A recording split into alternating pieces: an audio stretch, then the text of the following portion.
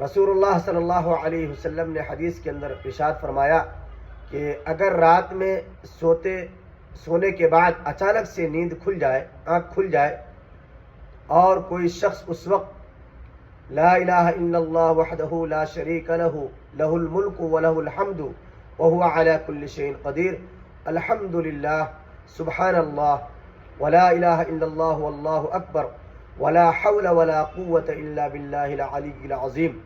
اس دعا کو پڑھ لے، اور اس کے بعد آقا علیہ الصلوۃ والسلام نے فرمایا کہ اس کے بعد پڑھے اللہم اغفر لی، یا جو بھی دعا کرے وہ اللہ سے،